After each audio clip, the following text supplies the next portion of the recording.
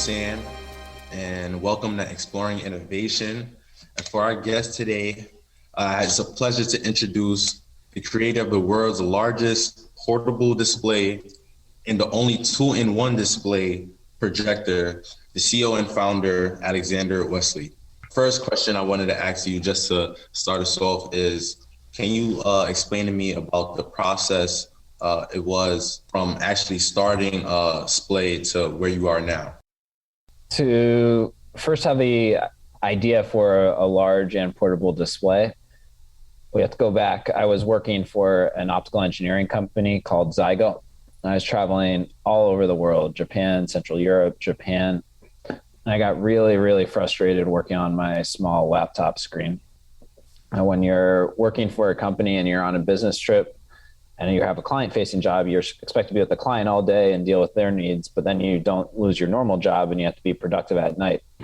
I was so used to at the office working on a big desktop monitor and having my laptop and be able to multitasking. And when I was working out in these small hotel rooms on my small laptop screen, it was really frustrating. So I saw there was a market, a need for it based on that. And then I went to business school and I started the ideation process then, of what would it take to actually realize this? Could you use existing screen technology? Could you use projector technology? Is the foldable technology ready? And converged on this projector idea. So I bought a projector and projected on cardboard and used it for my business school finals when I was working on big Excel sheets, in like finance class, and we'd have to deal with large, and even in this really rudimentary, super stripped down form and barely fitting on the business school desk. And I was able to see, okay, there's some value in having this large and portable screen. Like, I'm getting my finals done faster. I'm able to multitask, and then just iterated from there. Eventually found my co-founder, who's a genius level mechanical engineer. And we invented a new type of projection display of material science along the way. We developed the only ultra short throw portable projector on the market along the way. Did iCore, found the product market fit. So I don't know if you guys have been exposed to iCore, but so it's been a journey, just starting with the problem in my case, and then iterating it and figuring it out and dealing with a bunch of technical issues, a bunch of manufacturing issues, trying to find the right people who might actually care about this, if anybody cares at all. And there's fundraising, patents, all sorts of fun things along the way. Yeah, so that's already can tell is a great journey, long journey. So from that journey, what can you say was like the main or top three problems you faced from going obviously from ideation to actually having a product? Definitely manufacturing. Prototyping wasn't trivial. And I knew, like, once I saw my co-founder around the time we did our first Kickstarter in October 2016, I saw him popping up something that looks like something that I could see. I knew we had a product then. But we thought it would be pretty easy. We go out, we find manufacturers, and it would be done. But it turned out nobody knew how to make our screen material. We had to develop all those processes, the supply chain ourselves. Same thing for the retractable arms, the fabric, the projector, the assembly. So it's just a very intricate supply chain, like way too much for two people to deal with, or even three. So the manufacturing, it took us years to figure out and find the right connections and find the right assembly process and figure out the right way to attack that. After manufacturing, probably fundraising. Fundraising for hardware startups is notoriously difficult. Like, we've raised between 1.5 and 2 million so far. For pure hardware, it's just very, very difficult. Most investors, especially in the US that have bigger money, they strongly prefer to invest in software generally. No, there's burgeoning for hard tech. And we were fortunate. We got into Luminate in Rochester and Hacks, which is the top hardware startup accelerator. So accelerators definitely helped us fundraise, but for hardware, it's very difficult. The last thing, for me, I'd say it's staying at it. Like in my job, like I still have to deal with stuff that I really, really don't want to deal with, like legal stuff, accounting stuff, um, people wanting to sell me things, and just carving out my space so that I can keep my flow and do what I want to do, and while moving the company forward. That's a difficulty. We use OKRs to orient ourselves. There's a book called Traction that I read many years ago. I really believe in the theory of constraints and bottlenecks, and really figuring out what the bottlenecks are. Like, what's the one thing that's most important for me right now? It's fundraising. But having that focus and also dealing with stuff that I just have to deal with. Like, if I don't do our accounting, nobody's going to do it. If I don't do our patent stuff, nobody's going to do it. So with a small company, I have to deal with a lot of things that aren't very fun for me, aren't very motivating, but that's just the nature of it. And if you don't really love what you're working on in a small startup, especially a relatively bootstrapped one, it's not going to go well. So yeah, I really love our product. I really love our team. And that keeps me going. But there's a lot of not fun things to deal with. Yeah, I hear. So you touched on like what motivates you, or at least what's unmotivating, having all these difficulties. So what really can you say keeps you motivated? Obviously the passion for the startup, but what other things do you do to keep you motivated through all the like problems and stuff you have? When I decided to do something, I just do it. Like, that's the nature of my personality. Now I have additional responsibility to my team. We have investors, we have customers. I just really love the product, believe in the product. I mean, I'm using it, right now. So I use it every day where I am. And so I strongly believe in the market opportunity. And, for me, commitment, personal responsibility is extremely important. Like we told customers, we told investors, we told ourselves we're going to do it. And these things, when I was a student, I went to an entrepreneurial summit in 2015, and we heard all the stories, and the only commonality that I could really come up with of successful entrepreneurs was persistence. And it's really a tough line to toe. Like, when you say, okay, when's the give up point? Like, obviously if you have a family and you can't feed it, and you can't figure out anything, like, that's probably a give up point. But what I noticed is maybe their first product or their first company failed, but it's the people who kept taking swings at the plate that ultimately succeeded. It's famous. You guys were talking about the Wright brothers earlier in your class. There's that. There's Colonel Sanders. Like, wasn't successful until his 80s.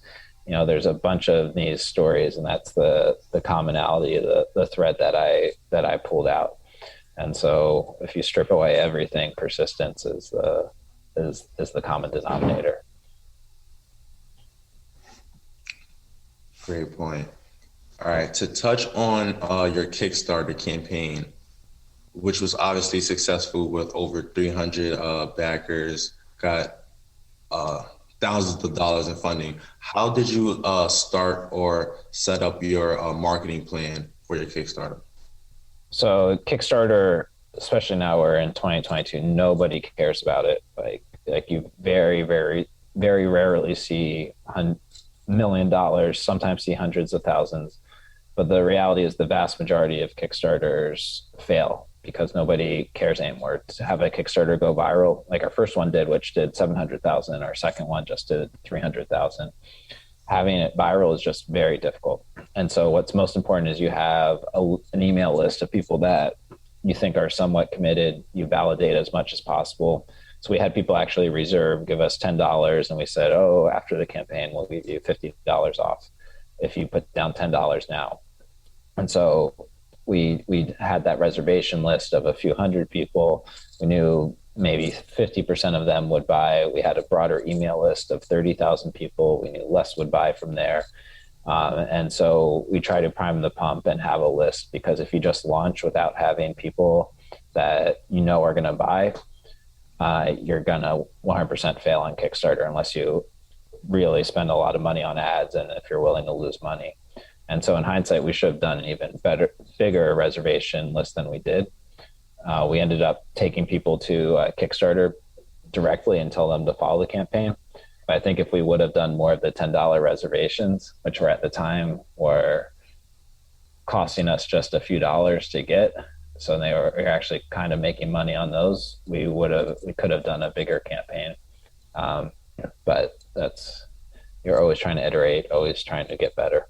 I don't know if I'll ever do another Kickstarter. Well, given that you was successful, had a successful Kickstarter with tons of backers, was there any problems with fulfilling like that commitment with the backers on Kickstarter?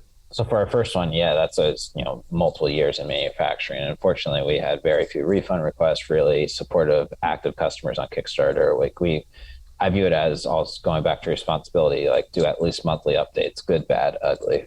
And bad news definitely doesn't get better with age. So people would rather you be direct than in most aspects in life than hiding something.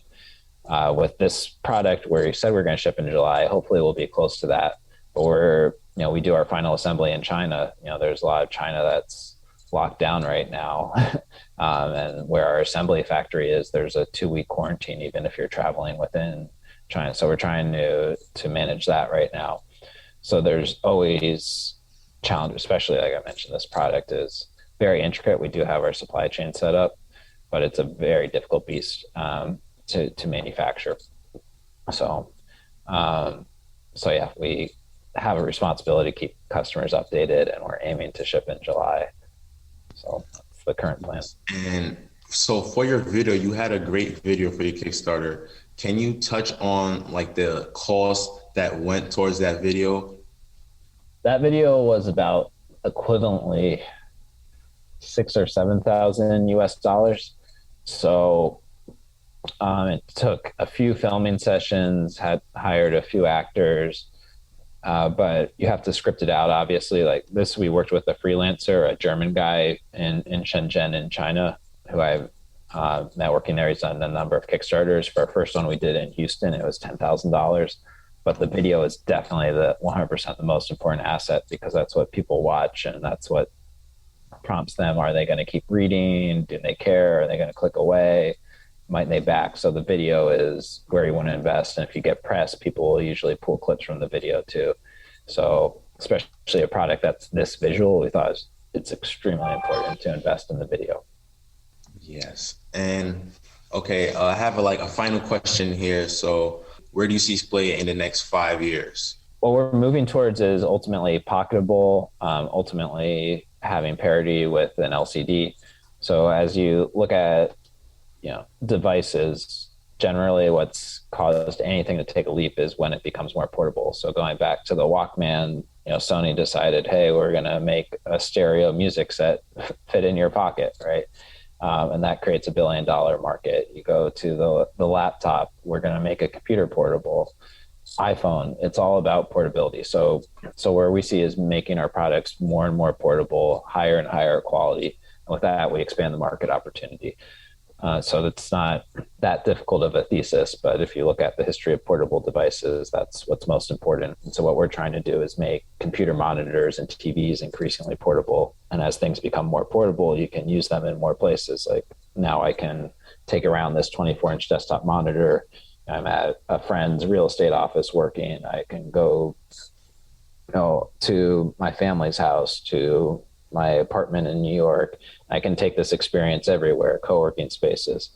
And so as you can use something in more places, as you have that portability, the value goes exponential. Wright brothers, we could fly different places. So the more places you can do stuff, the more value you create. And that's what we're trying to do with TVs, computer monitors. Thank you, Alex. Definitely is so much great value in display. So thank you for coming to our class, Exploring Innovation. And thank you.